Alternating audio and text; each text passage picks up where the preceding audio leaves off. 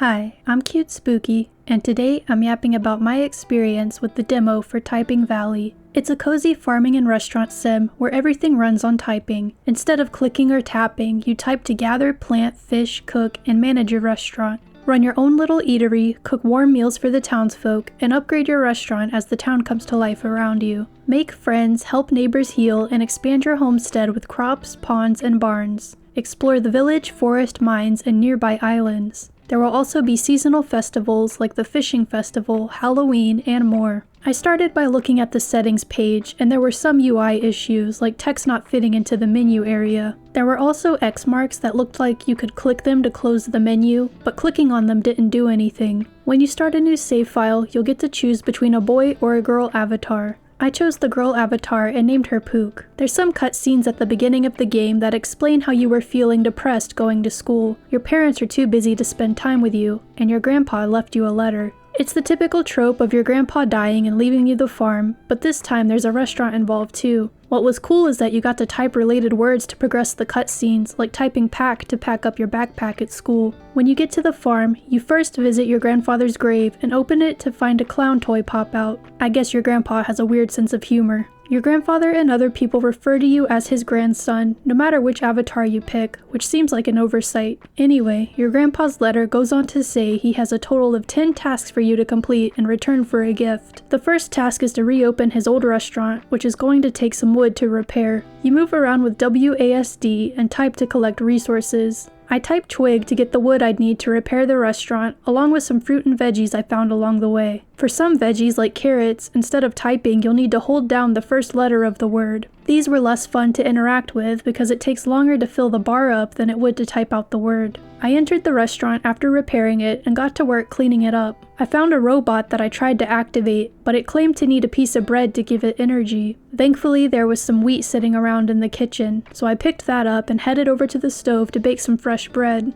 There were some more UI issues here. You're allowed to click the cookable dishes with your mouse, but you can't click other buttons. It's inconsistent and hard to tell when you can and can't use it. I gave the robot the piece of bread I cooked, and it booted right up. He'd help me accomplish the rest of Grandpa's wishes and introduce the restaurant to me. There's the counter where you can start business, the stove where you can cook dishes, and the dining table where customers would sit and place their orders. There's also the attic where I'd be living from now on. Our mission was now to complete one restaurant operation. I went outside to gather some ingredients, and my inventory got filled up fast. I came back inside and cooked everything I could, which was more bread, fruit platters, and veggies. I fought with the menu some more, as you can't click to add or subtract quantity. You have to hit the plus and minus signs on your keyboard. After that, I opened the restaurant and got to serving the customers. All you need to do is type what they request and hit enter or spacebar. I found it weird that an AI voice would speak the word after you finish typing it, because this doesn't happen anywhere else in the game, and I think it'd be better off without it completely. Veggies.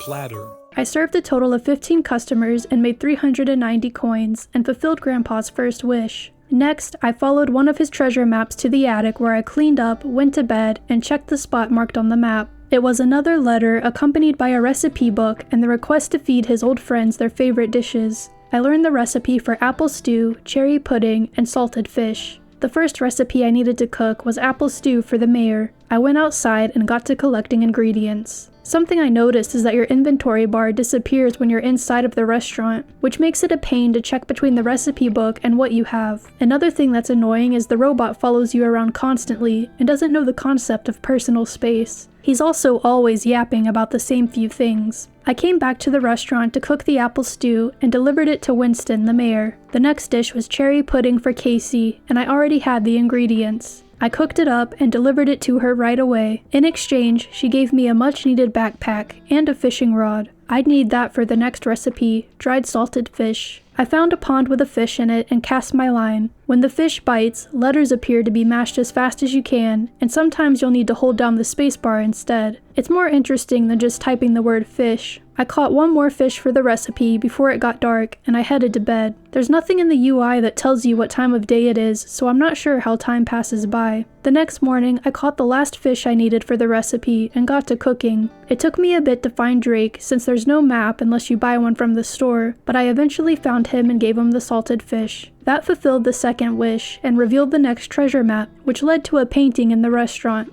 The next wish was to upgrade the restaurant with a new workbench that appeared, so I went ahead and did that for 100 coins. It would allow friends to visit the restaurant instead of random NPCs.